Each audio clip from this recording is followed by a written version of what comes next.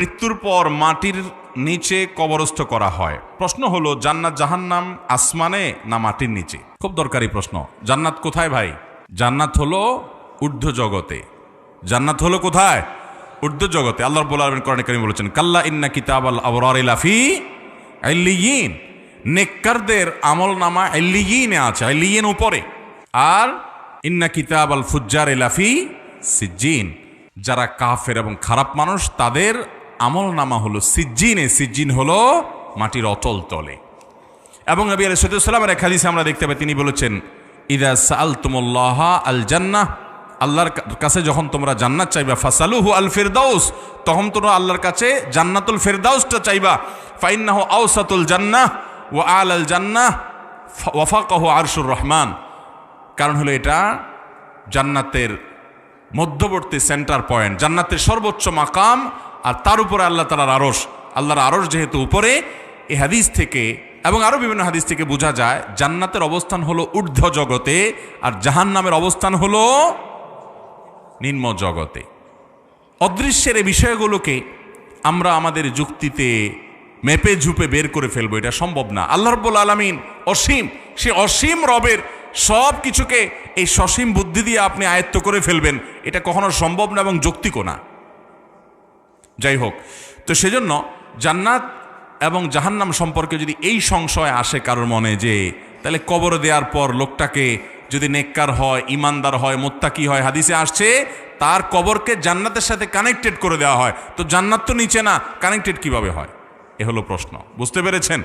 তো এই প্রশ্নের উত্তর হলো, আল্লাহ রাব্বুল আলামিন উপরের সাথে নিচের কানেকশন কিভাবে করবেন না করবেন সেটা আল্লাহ তাআলা ভালো জানেন।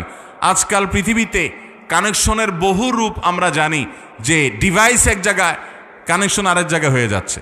যাচ্ছে কি যাচ্ছে না? ওয়্যারলেস কানেকশন হচ্ছে কি হচ্ছে না? আল্লাহ রাব্বুল আলামিন জান্নাতের নেয়ামতের সাথে এখানে অলৌকিকভাবে, অদৃশ্যভাবে গায়েবের জগতে কিভাবে কানেক্টেড করবেন তিনি ভালো জানেন। তিনি কাদির, তিনি সব কিছু করতে সক্ষম। তবে জান্নাত এবং জাহান্নামের অবস্থান হলো, যেটা বলেছি যে জান্নাতের অবস্থান হলো ঊর্ধ্ব জগতে, আর জাহান্নামের অবস্থান হলো নিম্ন জগতে। আল্লাহ তাআলা আমাদেরকে জান্নাত দান করুন এবং জাহান্নাম থেকে বেঁচে থাকার তৌফিক দান করুন।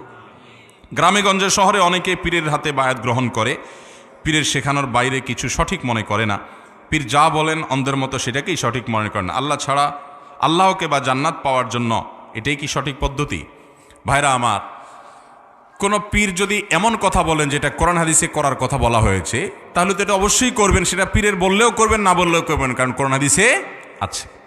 আর যদি কোনো পীর সাহেব এমন কোনো কথা বলেন করার জন্য যেটা কোরআন হাদিসের বরখেলাফ হয়, তাহলে সেটা পীর সাহেব কেন, পীর সাহেবের আব্বাজান এসে বললেও করা যাবে।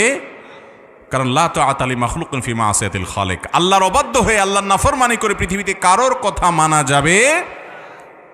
অতএব এই বিষয়টা আমাদের মাথায় রাখতে হবে। আমরা অনেকে মনে করি যে পীর সাহেব যা বলুক, কোনো কথা না, সেটা করতে হবে। ফার্সিতে একটা কবিতা আছে, বামায় সাজ্জা দারাঙ্গি কোন গারাত পীরে মাগা গোয়াদ কে সালেক বে খবর নাবুয়াত জেরা হো রুসমে মঞ্জিলহা। অর্থাৎ পীরে মগা যদি তোমাকে, অভিজ্ঞ কোনো পীর যদি তোমাকে বলে যে তোমার জায়নামাজ মদ দিয়ে ভরায় ফেলো, মদ ঢেলে জায়নামাজ ভরায় ফেলাও, তাহলে তুমি তাই করো, কারণ মদ হালাল হারাম এটা তোমার চাইতে উনি ভালো জানেন। ভাইরা আমার, আল্লাহ তাআলা মদকে হালাল করেছেন না হারাম করেছেন? অতএব পীর সাহেব যদি দুনিয়ার সবাই একসাথ হয়ে যান, আলেম সাহেব, শেখ সাহেব যদি সবাই একসাথ হয়ে ওই মদ আপনাকে গায়ে মাখাইতে বলে, আপনাকে জায়নামাজে মাখাইতে বলে, আপনাকে পান করতে বলে, ওইটাকে স্বাভাবিক করে, তাহলে সেটা আপনি গ্রহণ করতে পারেন? আল্লাহ তাআলা আমাদেরকে বোঝার তৌফিক দান করুন। আমরা আল্লাহর অবাধ্য হয়ে পৃথিবীর কোনো মানুষের বাধ্যগত হতে পারি? আমার দল, আমি দল করি, আমার দলের নির্দেশ, কিন্তু আল্লাহর নির্দেশের বরখেলাফ। মুসলমান হলে আমি কখনো দলের নির্দেশ মানতে পারি না আল্লাহর নির্দেশের বাইরে গিয়ে। আল্লাহ তাআলা আমাদেরকে পরিপূর্ণ আনুগত্য করার তৌফিক দান করুন। এরপরে প্রশ্ন হলো, ঢাকা শহরে আমার বসবাস, রাস্তায় চলতে সম্মুখে পশ্চাতে ডানে বামে যেদিকে দৃষ্টি যায় সেখানে শুধু মেয়ে মানুষ আর মেয়ে মানুষ। অনেক সময় দৃষ্টি লুকাতে গিয়ে সেখানেও শয়তান তো পেছনে লেগেই থাকে, বাঁচার উপায় কি? ভাই, এটা তো সত্য। শয়তানের সবচেয়ে বড় হাতিয়ার ইমানদারকে ধ্বংস করবার জন্য সবচেয়ে বড় ফিতনা নবী করিম সাল্লাল্লাহু আলাইহি ওয়াসাল্লাম যেটা রেখে গেছেন, তিনি বলেছেন আমার পরে তোমাদের জন্য সবচেয়ে বড় ফিতনার বিষয়, ফিতনা মানে কি, যেটার কারণে তোমরা বিভ্রান্তিতে পড়ে যাবা, আমল নষ্ট হয়ে যাবে, তাকওয়া নষ্ট হয়ে যাবে, এরকম ফিতনা সবচেয়ে ভয়ঙ্কর, সবচেয়ে ক্ষতিকর তোমাদের জন্য ফিতনা রেখে গেলাম, এই নারীর ফিতনা। এখানে নারীর কোনো দোষ নাই, নারীকে আল্লাহ রাব্বুল আলামিন সৃষ্টি করেছেন, তিনি ভালো কাজ করলে জান্নাতে চলে যাবেন, আপনার আগে আমার আগেও চলে যেতে পারেন, কিন্তু আল্লাহ তাআলা তাকে সৃষ্টি করেছেন আপনাকে আপনার গায়রে মাহরাম নারী তার প্রতি দৃষ্টিপাত করা, হারাম স্বাদ নেওয়া, মনে মনে জল্পনা কল্পনা করা, মনের জেনা করা, এগুলোকে আল্লাহ তাআলা নিষেধ করেছেন, এগুলো নাজায়েজ এবং গুনাহ, এগুলো হারাম। অতএব এই হারাম কাজগুলো যদি আপনি করেন তাহলে সেক্ষেত্রে আপনি আল্লাহ রাব্বুল আলামিনের নিষেধাজ্ঞার বরখেলাফ করলেন, হারাম কাজ করলেন। এই হারাম কাজটা যত বেশি হয়, পরিমাণে অন্য কোনো হারাম কাজ এত বেশি হয়, যেদিকে তাকাবেন সোশ্যাল মিডিয়াতে, ফেসবুকে, ইউটিউবে শুনতে গেছেন ওয়াজ, সেখানে কত কিছু আপনাকে শুনে দিচ্ছে, ঠিক না ভাই? ঠিক ভাইরা আমার, এই চোখের গুনাহ থেকে বাঁচা এটা এই যুগে বড় কঠিন হয়ে গেছে। নবী আলাইহিস সালাম বলেছেন জেনাল আইন আন নাজর ওয়াল আইনান তাজনিয়ান জেনাহুম আন নাজর, দুই চোখ জেনা করে, হারাম অপাত্রে দৃষ্টিপাত করে। আপনি কোনো গায়রে মাহরাম নারীকে দেখেছেন, সংবাদ পাঠিকা সংবাদ পাঠ করতেছে, কিন্তু সংবাদ পাঠ করতে গিয়ে তাকে এমনভাবে উপস্থাপন করা হয়েছে, যারা নারীর স্বাধীনতার কথা বলে, নারীকে মুক্তির কথা বলে, এরা নারীকে এমনভাবে উপস্থাপন করছে যেন পণ্য, যেন কি টাকা দেন এবং তার শরীরের বিভিন্ন অংশ দেখেন। সেটা আপনি রিসিপশনের নারী বলেন, সেটা বিভিন্ন জায়গায় নারীকে উপস্থাপন করে যে চাকরির নাম দিয়ে, স্বাধীনতার নাম দিয়ে। আচ্ছা বলেন তো, নারীবাদীরা নারীর স্বাধীনতা চায়, নারীর ভালো চায়, আপনারা কোনো রিসিপশনে, কোনো অফিস আদালতে বা কোনো কোম্পানিতে, সেটা যে কোনো চাকরি, কোনো সংবাদ পাঠিকা হিসাবে, নাটকের যে কোনো গুরুত্বপূর্ণ কাজে যে আপনি দেখবেন মেয়েদেরকে নিয়োগ দেওয়া হয়, বৃদ্ধ মহিলাদের নিয়োগ দেওয়া হয় না জোয়ান জোয়ান দেখে নিয়োগ দেওয়া হয়? জোয়ান জোয়ান দেখে, সুন্দর দেখে, জোয়ান দেখে নিয়োগ দেওয়া হয়। মতলবটা কি চিন্তা করেন? তার সৌন্দর্যকে বিক্রি করে পয়সা কামাই করবে।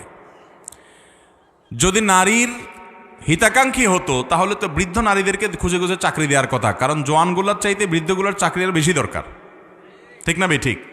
বিধবা দেখে দেখে চাকরি দেওয়ার কথা বলা হতো, কই কোন নারীবাদীদেরকে দেখা যায় না এই আওয়াজ তুলতে, শুনছেন কোনো দিন? তাহলে বোঝা গেল মতলব খারাপ। মতলব কি? মুসলমান নারী তার সম্ভ্রম রক্ষা করবে, তার ব্যক্তিত্ব থাকবে যে আমার সৌন্দর্য দেখে একটা মানুষ মনে মনে আমাকে রেপ করবে, মনে মনে জল্পনা কল্পনা আমাকে জেনা করবে, এটা সে করতে দিবে না, এটা ব্যক্তিত্বের ব্যাপার। যালিকা আদনা ইউরাফনা, পর্দার বিধানই আল্লাহ তাআলা দিয়েছেন যে চেনা যাবে, এটা সম্ভ্রান্ত নারী, এটা বাজারের অন্য 10টা মহিলার মতো না, মুসলমান। আল্লাহ তাআলা আমাদের এই পর্দার বিধানগুলো আমাদের বোনদেরকে মেনে চলার তৌফিক দান করুন। আর পুরুষদেরকে আল্লাহ তাআলা চোখের হেফাজত করার এই বিধান, নারীদেরও একই বিধান মেনে চলার তৌফিক দান করুন। এখন কথা হলো ভাই, চতুর্দিকে চোখের জেনা, কোন দিকে তাকাবো? এই জন্য আল্লাহর নির্দেশ মানতে হবে। কুল্লিল মুমিনিনা ইয়াগুদ্দু মিন আবসারিহিম, চোখকে নিচের দিকে রাখবেন যথাসম্ভব। প্রয়োজন ছাড়া এদিক সেদিক তাকাবেন না। ফেসবুক, ইউটিউব যেখানে যান, প্রয়োজন ছাড়া যেখানে গেলে আপনার চোখের গুণ হবে সেখানে আপনি যাবেন না। যথাসম্ভব বাঁচিয়ে রাখবার চেষ্টা করবেন। বিজ্ঞাপনে, বিলবোর্ডে মহিলা ছাড়া কিছু নেই, সেখানে আপনি তাকাবেন না। অ্যাডভার্টাইজ হলো চকলেটের, চকলেট পুরা বিজ্ঞাপনী বিলবোর্ডের 5% জায়গাতেও নাই, আর বাকি 95% জায়গাতে বা 50% জায়গাতে মহিলা দিয়ে রাখছে, ঠিক না বে? ঠিক। বিজ্ঞাপন বলেন, বিনোদন বলেন, যে কোনো কিছু বলেন, নারীকে অশ্লীলভাবে উপস্থাপন করা হচ্ছে। এটা নারীর জন্য কখনো সম্মানের নয়, এটা অসম্মানের, এটা নারীর মুক্তি নয়, নারীকে পণ্য হিসাবে পরিণত করা। আল্লাহ তাআলা আমাদেরকে আমাদের ঈমান আমলকে হেফাজত করার তৌফিক দান করুন। যে জায়গায় গেলে চোখের গুণাতেই বাঁচতে পারবো না, সেই জায়গায় যাব না। যদি যেতে বাধ্য হই, বাজারে যেতে হবে, উপায় নাই, তাহলে যাওয়ার আগে থেকে প্ল্যান করব যে এখানে বহু ফিতনা আছে, এটা মাথায় রেখে তারপর বিসমিল্লাহি তাওয়াক্কালতু আলাল্লাহ বলে হাঁটা দিব এবং নিজেকে নিয়ন্ত্রণ করার চেষ্টা করব। নজর হয়ে গেছে, আল্লাহর কাছে মাপ চেয়ে নিব। এই কসরত করতে করতে আপনি দুনিয়া থেকে চলে যাচ্ছেন, তাকওয়ার উপরে থাকার চেষ্টাটা করতে করতে চলে গেছেন, ইনশাআল্লাহ আল্লাহর কাছে